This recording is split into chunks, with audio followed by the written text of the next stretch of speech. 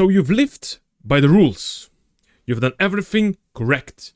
You got the degree. You got the job. Maybe even a house. Maybe a relationship. You checked out every single marker. Congratulations. You've done everything you should have done. And now you're standing in the middle of your life that you worked so hard. And it feels like it belongs to someone else. You know, that quiet voice in the back of your mind that is just whispering, is this really it? Is there really nothing better in the future for us? Do I want to live like this for the rest of my life?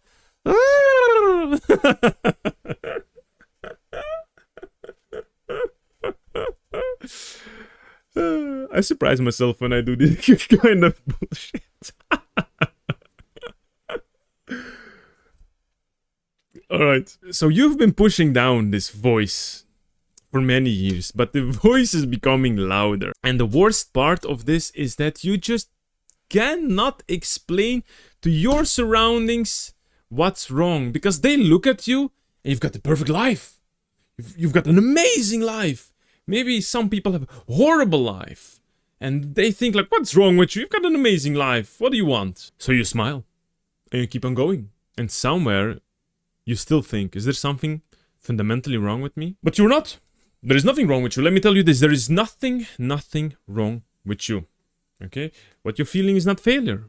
What you're feeling is not a life crisis. It is the most important signal that you're receiving from your soul. But just nobody teaches you how to listen and react to the signal. Hi, my name is Alti, and today I would like to share with you how I heard my signal, how I analyzed it, and how this fundamentally changed my life into an amazing life that I wanted to have. But before we go, I would like to do a little check with you. Go to the comments, pretty please, and take out of your mind this one thought that has been stuck in your mind for weeks, months, and just drop it in there. It can be whatever, like, ugh, I hate these red socks I'm having. Whatever, drop it out there. As long as it's not bothering you anymore, throw it out there. Don't edit it, don't beautify it, just raw. Okay, do keep in mind, this video is not a 2-hour-long instructional video of what you should do. I don't tell anybody what to do.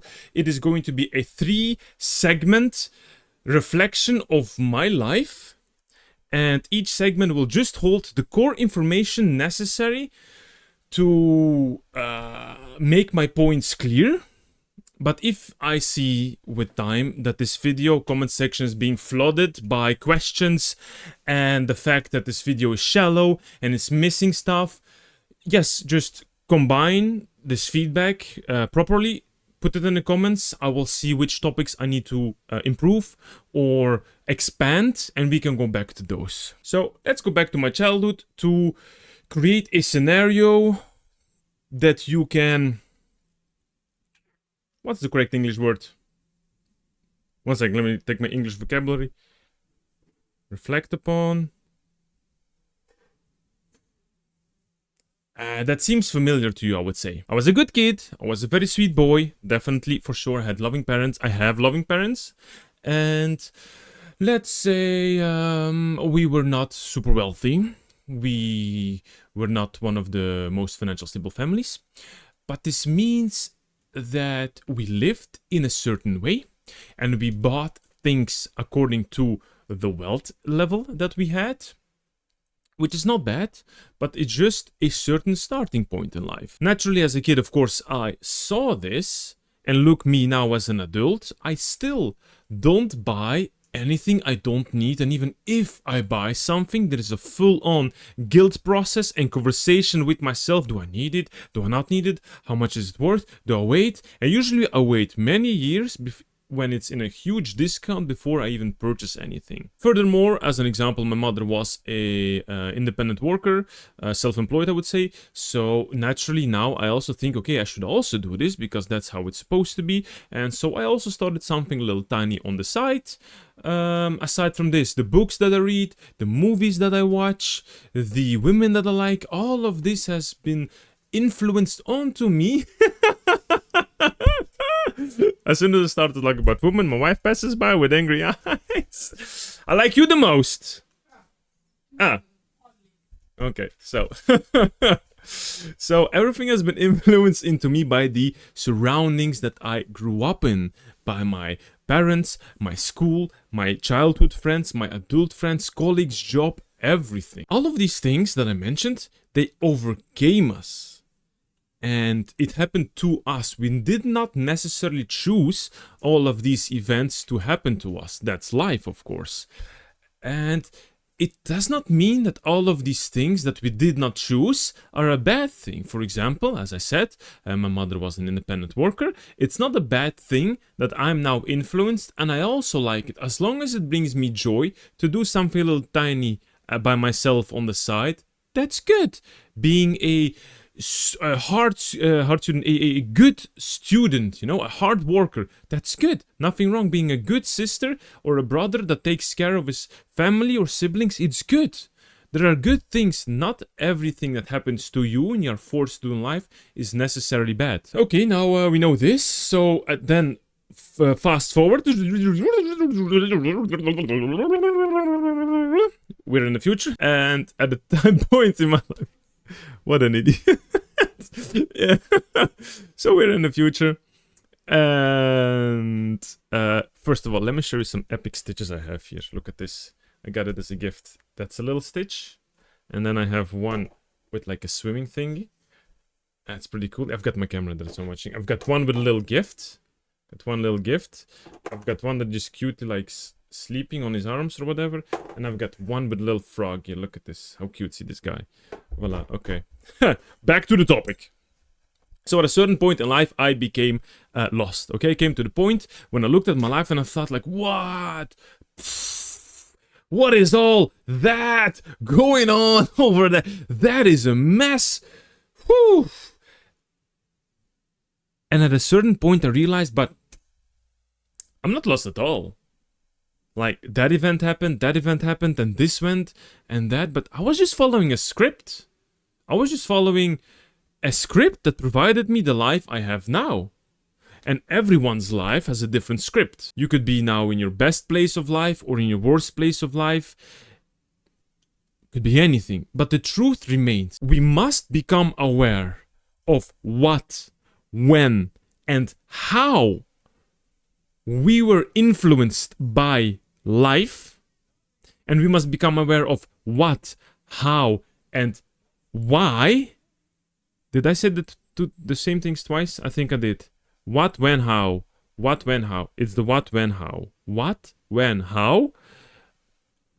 We lived life of our own accord, by our own free will, that we choose the things we did. So as soon as I realized that I'm not lost, that I lived the life to the best of my capabilities, to the best expectations of the surrounding around me, that's when I could move on to the second step. So step one is the realization of what, when, how, you were living yourself and you were not living yourself, okay? Segment one. Now, second step, I am aware of my past life. I have analyzed which parts were me, which parts were mostly me, not mostly me, and not me at all. So now I'm standing, imagination, prepare. Imagine we're standing in this long corridor from like the Matrix movie, just this long white corridor with those green doors on the side, just endlessly long corridor with doors.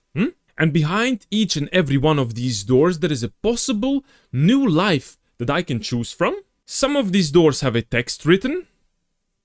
For me, for example, one was becoming a martial arts instructor, opening my own little gym, my own martial arts gym. So it was like a little name card.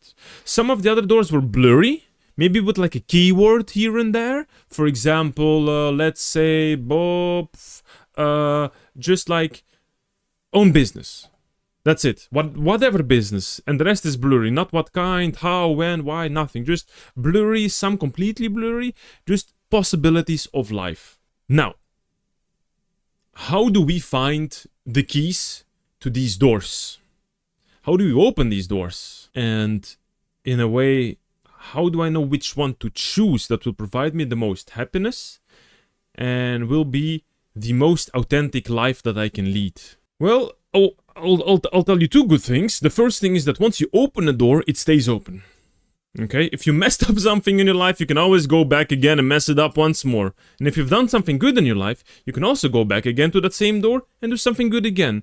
Things don't close. Normally, unless it's something really, really, really, really bad, but let's stay positive. The other good thing is that normally, if you are working towards an authentic life, a life that you control, not being marionetted by a puppeteer, then normally this life is joyful. Normally all these actions and ideas and thoughts, and it should provide happiness because you're working towards yourself. What I usually did, here comes, let's say, the core information. Everything is core information. Every single thing I say in the video is important, okay? But here comes the core of the core information, okay? The core information that I chose, X amount of relaxing evenings through life when I felt lost. And I put some nice music in the background, maybe some candles, maybe some wine, because I like wine. And I had a dialogue with myself. More of a dialogue / interview. Part A, dialogue. Part B, interview. The interview had the sole purpose of identifying and analyzing moments in my life. Moments in my life where I was, 1, at my highest level of happiness. I got stuck. I'm gonna quickly read my script. What do I have there?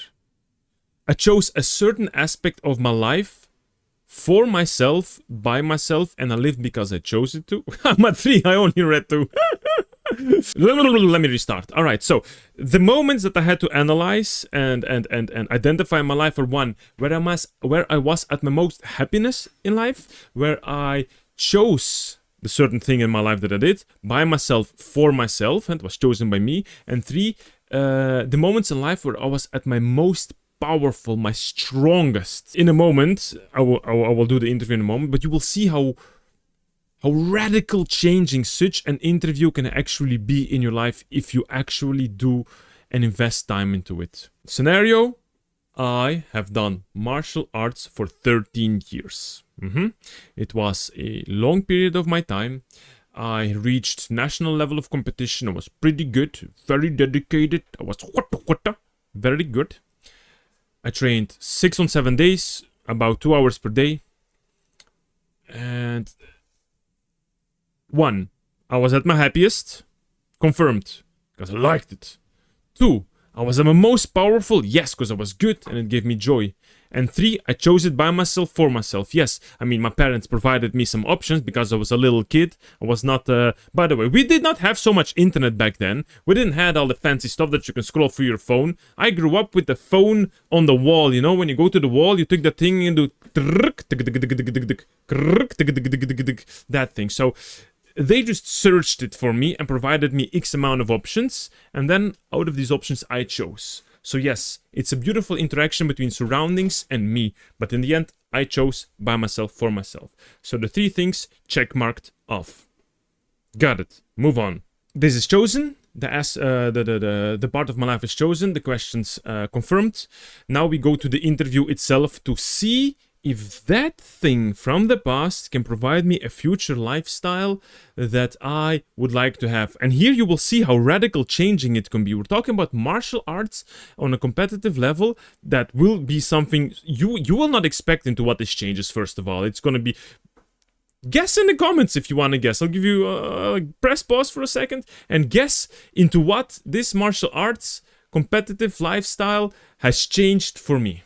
Okay, I'm very curious to see what you guys even could think about. So, the interview. I will do this a little bit like reading, because I wrote a whole chunk of text, and I'm noticing that lately I can't remember it. I know what I want to write the day or 2 before, but it's just the capacity is just draining from my brain by the end of the day. So, excuse me if now and then I read a little bit, but I try not to. So, here we go. Question number 1 in this interview. Did you choose this activity by yourself? Yeah. Yes. Okay. Did it make you happy? Yeah. A lot happy. Moto happy. Was punch people. Great. Okay. Were there moments that you disliked in the martial arts? Yeah. My god, technical stuff. Vocabulary and I like punching. I like punching bags and all that stuff. Really great. Really fun. But all the rest, no. Okay. Did it come naturally to you, these, the martial arts? Yeah. The fighting was definitely very, very natural. For the rest, I had to struggle through. It was not fun, but the fighting part, the adrenaline, the competition was really awesome. Was it still a challenging thing for you, or was it too easy? No, yeah, that was very challenging. There was so much room to improve still. I had to go through higher level of belts, and I had to do my best, keep on being the best against other guys, and a challenge with myself, you know, train harder, go home. Okay, fine. Okay, so if it's the fighting part that pleases you most and not the technical part, what of the fighting part did you like the most? Well, as I said, I like very much the fighting, the competition. I like a lot, like the adrenaline of like the competition, the fighting, the getting beaten or beating someone. It, by the way, martial arts, what I did is called Taekwondo. Before people start judging me, it's with helmets and this thick of a body thing. We didn't even punch, it was just kicking. Okay, so worst case, what can happen is you knock somebody out. But then it's just for a couple of minutes of deep sleep and then he comes by and everything is fine. Okay, so it was not MMA stuff or anything. So, yes, I liked very much the competitive. It was really tense, so full of adrenaline. That was great. Okay, good. Now, let's take competition. The camera's here. Let's take competition and throw it away. Would you still like to keep on fighting? No. I would guess not. I would guess not. Because as soon as I started working, I actually did not go back to martial arts. Because I stopped doing competitions. And just going training with no competitions didn't really make sense to me. Now we're getting onto something. Okay? So, the question, follow-up question naturally for this is, could it be that the competition itself is more interesting than the hobby? Yeah, that could be. Not confirmed, but could be. Okay, so, could you think that you can find this sense of adrenaline and competition elsewhere?